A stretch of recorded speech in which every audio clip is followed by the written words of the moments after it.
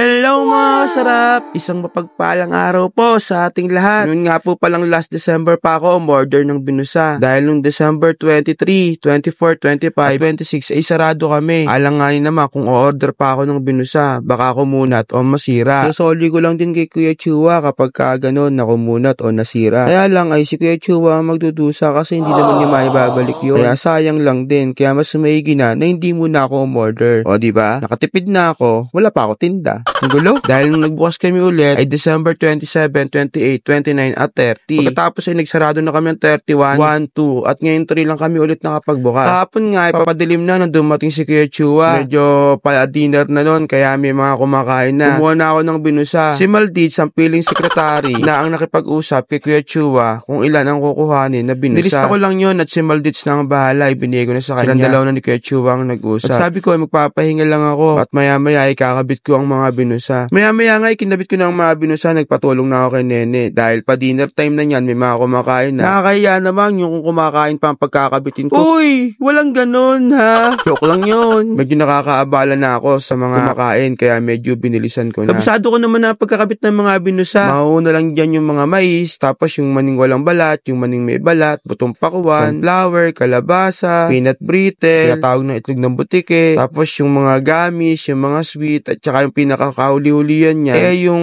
marshmallow. O siya, pasensya na sa hindi ko nabanggit ha. Tao lang, binusa lang kayo. Pero marami yan. Ang kinuha ko lang ay 3-4 para hindi masyadong may stock o masyadong dumami. Yung kinabit ko nga dyan magkapatong yung dalawang hilera kaya medyo mababa. Pagka bumibili ay hindi masyadong nakikita. Malapit na rin akong matapos dyan. Pero syempre, dahil habang gumagawa tayo, nagkakape tayo kaya medyo naaabala. Nilagay ko yung kape ko sa may estante at iniinom ko habang ako'y nagkakabit. Tinutulungan naman ako ni Nene para mabilis matapos. Halos ilang araw din kaming walang binusa mula nung December. Alangayin naman na kasi kung o-order pa ako. Tulad ng mga hopya nakalagay dyan sa may estante. Hindi pa ako kumukuha kasi wala pa silang deliver. Cavite pa kasi yun kaya hindi pa ako makakuha. Siguro sa susunod na lang pagka bumiyaya na sila tsaka ako kukuha. Dahil nung may mga deliver sila, alanganin, sarado kami. Yung mga oras na yan, may mga kumakain na. Kaya sabi ko kay Nene, tumulong siya pagka may mga maraming kumakain. Kapag wala, iaabutan niya ako para mabilis ako matapos. Kasi may mga kalat pa yun sa lapag at sila rin na magwawalis niya. Siyempre naman, ako na nga nagkabit, ako pa ba magwawalis? So may matangkad nga na bumili, tingnan nyo. Nakayoko pa siya. Kasi hindi niya makita yung tindera. Talagang tinago ko yung mga tindera. Ang tsatsaka. May gano'n. Yan yun na nga yun. Wali. Mga nahihiya lang yan. Kaya pinahabaan nila yung binusa para hindi sila makita. Maganda naman sila. Kaya lang naiwan nila yung ganda nila nung 2024. 2025 na. Halus na. Kaya ito si Kuya, tingnan mo, pinipilit yung ko. May fish cracker na dala sa akin si Kuya Chua. Kaya lang wala siyang dala sa akin na yung macaroni chicharon.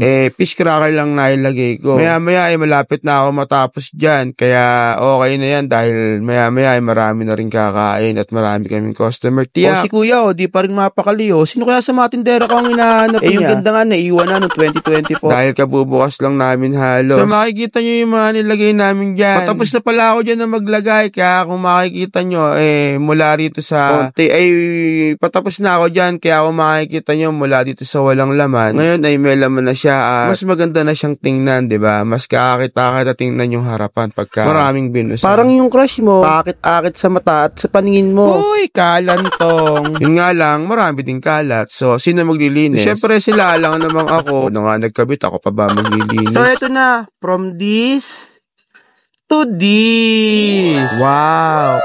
Gende naman. Sana laging ganyan, no? Parang yung crush mo. Gustong-gusto mo lagi nakikita. Kasi nga, gandang-ganda ka. Uy, may ganon. Siya na. Sige na. Dahil ko ng kwento. Dahil ko nasabi, no? Parang marites na ako ng bagong generasyon. So, yun lang mga kasarap. Maraming salamat. Bye-bye!